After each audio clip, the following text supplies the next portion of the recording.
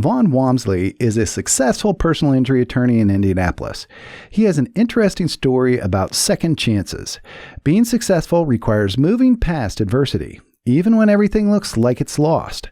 It shows his sheer determination, one defeat after another, but he keeps going. A big part of his story is about his bike accident, which changed his life forever. We've edited out several potential graphic details to make it appropriate for our audience, but some portions remain in order to grasp the severity of the incident. Listener discretion is advised. Hey, welcome back to Money with Mac and G. We have a special guest today, Mr. Vaughn Wamsley, who is a very well-known personal injury attorney here in Indianapolis. And we like to get his story. And we also brought along here Mr. Tony Petrosciani. How are you doing today, Tony? Doing good. How you doing? Oh, doing well. Sorry. Doing well. We need to work on your English there. But Vaughn, great to have you. You're looking good. You're looking nice and healthy. I think you have a golf game later on today, so you're probably pretty excited about that, right? We'll see. We'll see.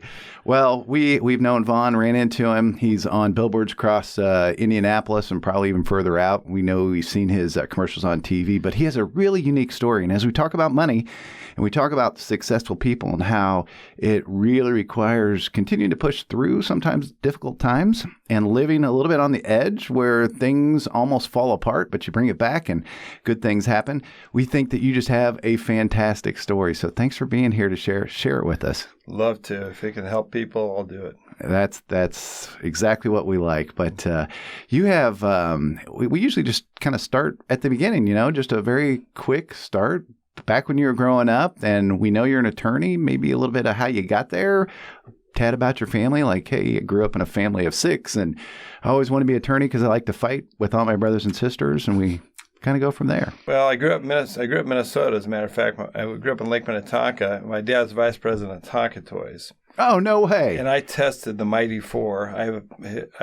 My dad actually went to Caterpillar, scaled them down, and built the bulldozer, the front loader, the Mighty dump truck, and the crane, and I tested them. That is literally, awesome. He was vice president of research and development. I have a picture of him in the 1971 stockholders report standing behind the Mighty 4, and I have all 4. I have all 4 of them in the house. That's awesome. It's pretty cool. Yeah. So I was this test dummy, and for instance, I rode him down Urbandale Lane or whatever road we lived on, and when I say rode him, I sat in the Mighty dump truck, and my butt was too big and expanded the flanges, and they ended up having to build a heavier gauge metal. The plastic tires weren't thick enough, so they made those thicker. Because you were a little overweight or what? What I love about this is Vaughn was very early practice in getting into the accidents. Yeah, crash and burn, baby. Yeah, we'll talk about that. So maybe some of your influence of just being a successful guy, knowing a little bit about money, is the fact that your dad was a pretty successful guy in his own right. Is Very that it? successful. They called him Mr. RV in Elkhart. As you know, may know Elkhart's the RV capital of the world. Mr. RV. Yeah, he basically was vice president of Coachman, Harmon. He was over a lot of different RVs, and in fact, talked me into starting an RV corporation when I was 26 years old. Really? I was the youngest one to ever start an RV corporation. Bought a company out of Canada called Bowler, the fiberglass RV, and it was about a 17-footer. And it was fiberglass, so we could change the gel coat color to match the van conversion. So what I did was I started selling it with van conversions.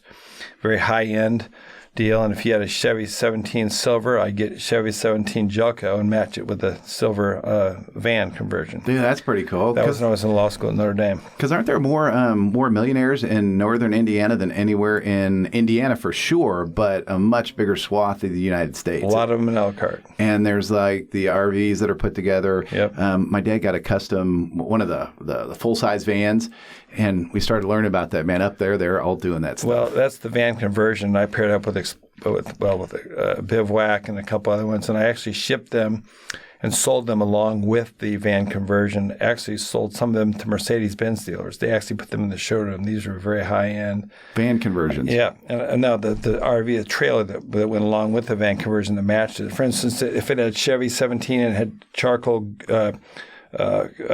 trim, yeah, I carry that back to the RV. And I broke the mold of the RV, so it's very aerodynamic. It was matched up with a van conversion. It looked like a a twin. Wow. And I sold $1.3 million in 3 months. So you're just like a really detailed guy, a real, really strong, what do you call it, work ethic.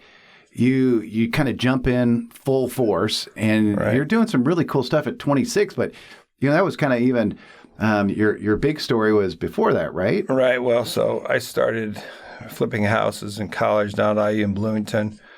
And Mark Cuban and I were in some of the same classes. I knew Mark. You're kidding me. Now he had across the street Dunn Hill, which is right. I know where Dunn Hill is. Sure. Ultimately, I was hit by a car within a half a block of that area. And we need to go into that. Yeah. So. And I was south of there on 16th Street, buying houses, single family residences. I buy them on an option to purchase. Yep. I actually lease them with an option to purchase. Fill them with other college students to pay for the mortgage payment. Sure. I started a roofing and painting company. I went around and I hired guys who could also have other skills besides painting. They were plumbers, electricians, and they would I would use the profits from other work that I was doing. I did Long John Silver's down in Bloomington. I did some other jobs. I would use the profit to pay them to work on my houses. And I bought three of them, painted them all Dover gray, same color. I've had these painting parties where I'd get a kegger. I'd have these guys out. And you could probably get nobody to come for a kegger, right? Well, we had Dire Straits playing and stuff. They'd come out there, and I still remember this one day, and we were doing that. And these guys did not do a good job. It wasn't a normal level of performance, so I had to come out and fix the work. And instead of getting them pizza, you got them fish and chips. Fish and chips Long and beer. Your toilets were backed up. The painting jobs weren't very good. I'll tell you what, though, it was fun. It made a lot of money. I made more money than almost everybody except Cuban. He was already ahead of me. So I was trying to catch him. He's going to be hard to catch right there. That's for sure. Well, you're almost there. Yeah. Yeah, but the funny part is, up at Purdue, I was originally at Purdue University, and I put together a shirt based upon the rivalry between IU and Purdue. Mm-hmm. And I was buying the T-shirts actually from a guy who made them at Indiana University. Really? And so that whole thing, I got excited about business. My dad wasn't really a business dude, and so I'm like making more money than I've ever seen. Right. And then I decided to go down to IU. But it sounds like you already had it in your blood. You could see opportunities and really go after them. I pretty much did. Start, and that painting company, I started at home in 1978 when the RV industry crashed. Even my dad, his VP of Coachman, couldn't get me a job. There was no jobs. So my best friend, Garrett Higbee, and I started a painting company. And we hired all our friends to do their prep. After a while, we got so much work, we did a good job that we didn't want to do all the prep. We just wanted to be the prima donna painters because you're pretty good painters. Prima donna painters. And we took the last month off and bought a 260Z, and he and I took off, went to Colorado for a month and backpack. And there was no jobs available that summer, and we made so much money that we hired our friends. They made money because of us. So that started in high school. But see, this is exactly one of the points that we keep talking about, right, Tony? We're talking about like a company and how they have to pivot. So you got smashed, right, in the RV industry, but you picked up and you said, hey, this isn't the end of me. I'm going to still make something work. So you got out there, you started this other thing, and now it's successful. You're younger, so you're taking some risk and kind of having some fun. So the order was started doing real estate, flipping houses. And then this is actually, I did a little bit of, I guess the painting part was last year of high school and then through college. Started flipping houses, and then I got hit by a car on May 5th, 1982. I was riding my bicycle home. It was interesting. It was the last day of school, and it was May 5th. Actually, it was the evening of May 4th. I graduated on May 5th. The graduation was going to be held at Indiana University football stadium, which is right where I got hit. Right. And so I'm at the same time, I'm in top gear, and I know it's because I kept it for evidence.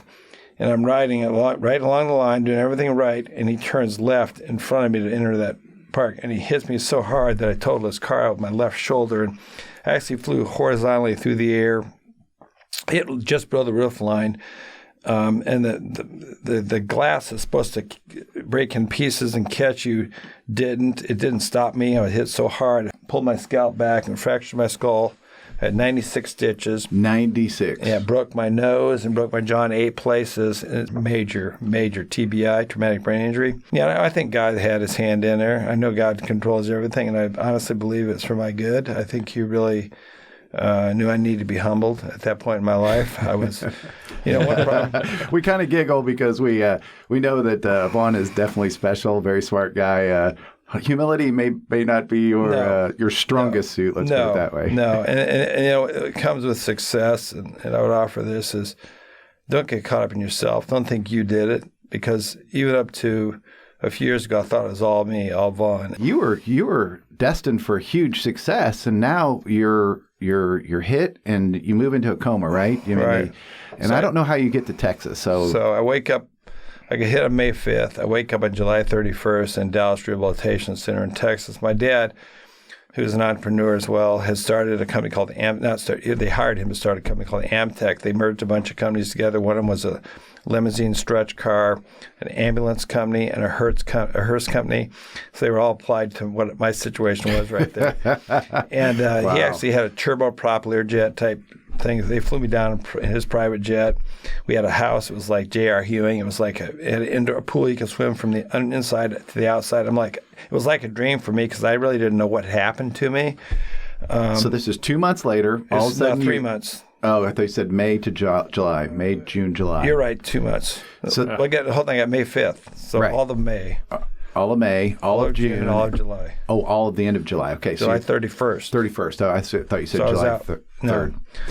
July 31st. So you're down there now. You're waking up, and I'm 38 pounds lighter. I look like how much were you I was before? about 200. I was about 172. Okay, so that's a big difference at that point. I looked like a POW, and I asked my mom what happened to me, and she goes, "You got hit on your bike." And the night, a friend of mine had a TS-185 Suzuki, and I've been driving it all over, and I'd taken it to Nick's, and I remember that's the only thing I couldn't remember anything other than driving that TS-185 Suzuki through the SIG-Up house, rear sliding doors, and out their front door.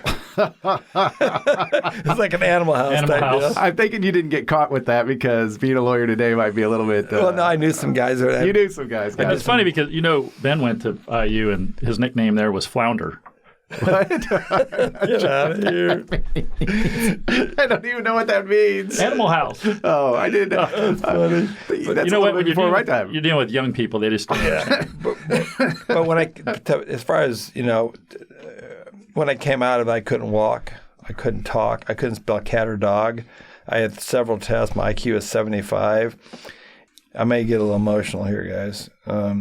They said you'll never get out of it. They told my parents, start looking for a convalescent home. You'll never get out. He'll never be able to live independently, because he won't be able to perform the activities of daily living by himself. He'll need someone to help him. So you can't walk. You pretty much, I think I heard that maybe you couldn't talk. Well, my mouth's still wired shut. I broke it in 8 places. 12 weeks later, it's still wired shut. Which doesn't go well, especially when your rehab place gives you fish when you should be eating pureed food and shakes. And they got me into some food, but my mouth's still wired shut. It's got rubber bands in it, and I got a fish bone in my throat. It almost killed me.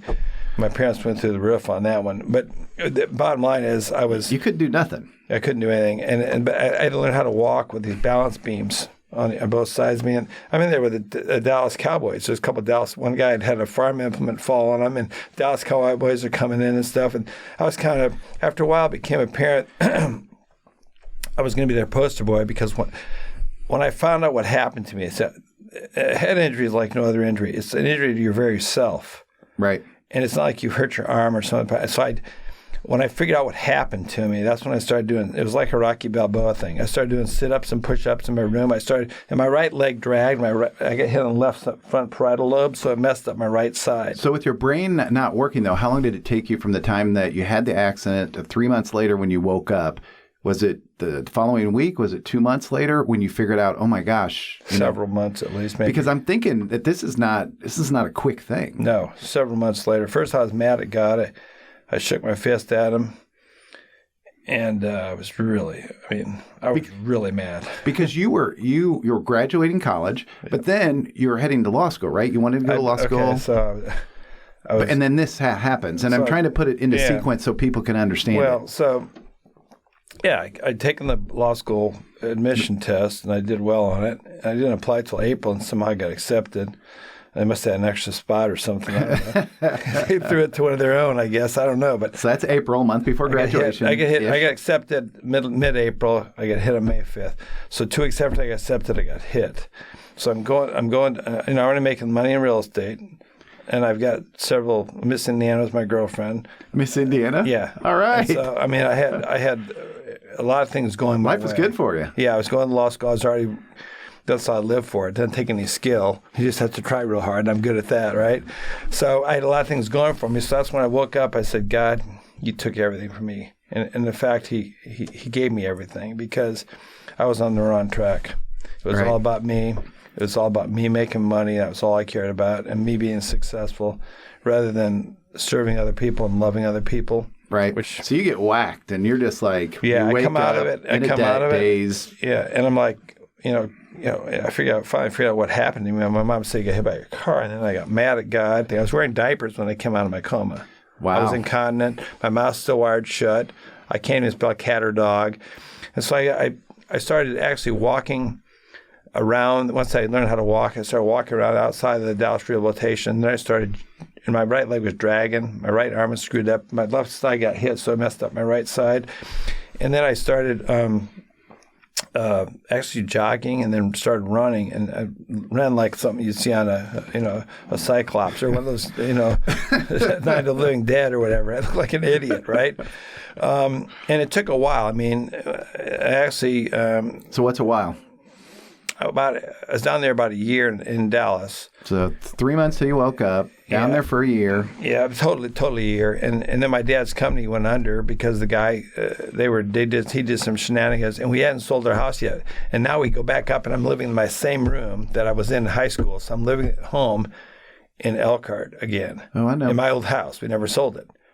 And it's like in my old house, in my old room that I was in, I come home sometimes during college, but usually I was down there doing my entrepreneur stuff, right? So I've been home for years. I'm living with mom and dad again at age 22. Wearing diapers, I got out of that after a while, finally.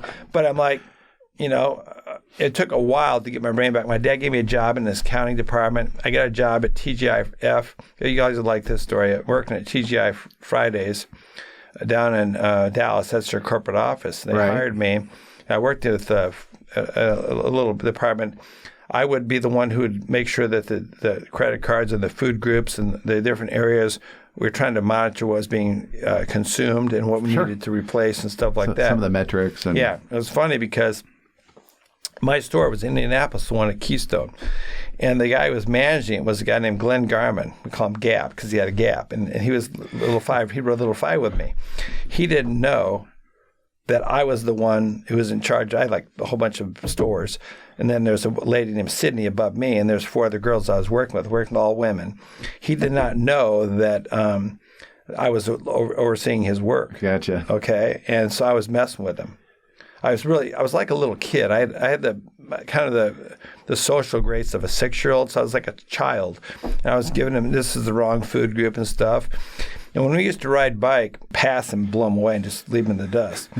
So after about 2 months of this hazing, sent the report to him. He called me within 15 minutes when he got that. But it was funny because they would never let anything in that department go out of the department. Did you guys follow that story? Yeah.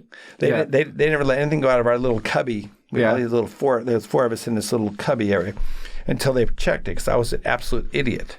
I was everything was mistakes everywhere.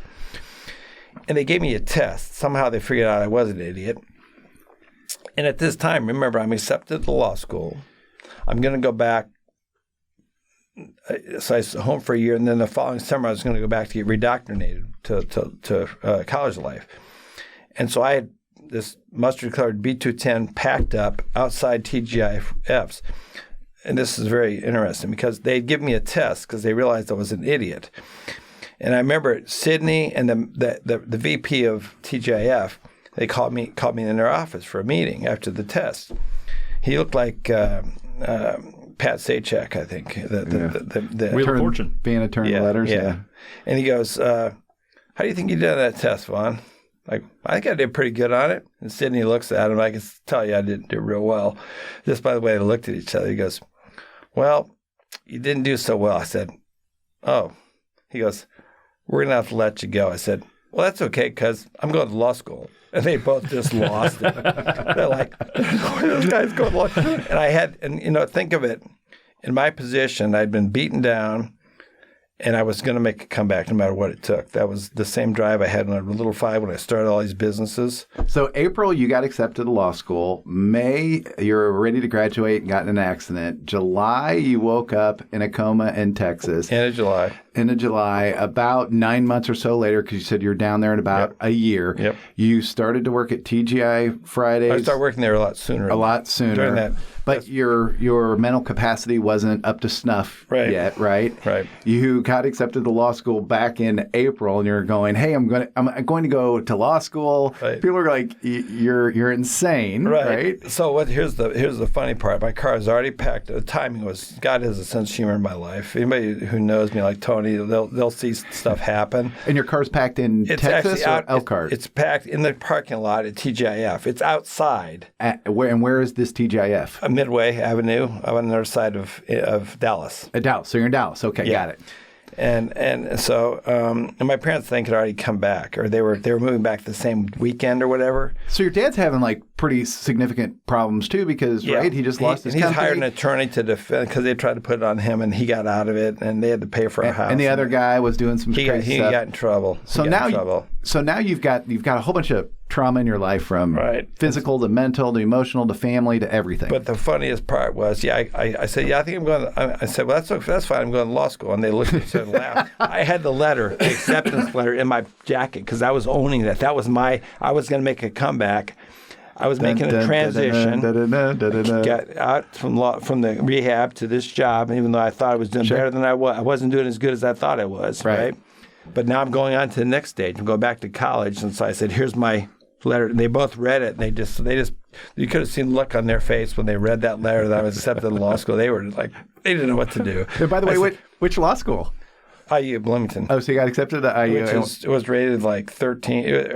It was highly rated. IU Bloomington's a lot harder to get in than Indianapolis. It's a fairly theological, theoretical. Right. Very abstract. It's very there's different ways of teaching law, and it's a very conceptual. Thanks for being here, and join us for part 2 of this story next week. Please like, subscribe, and comment on the podcast. We'll see you next week for more Money with Mac and G.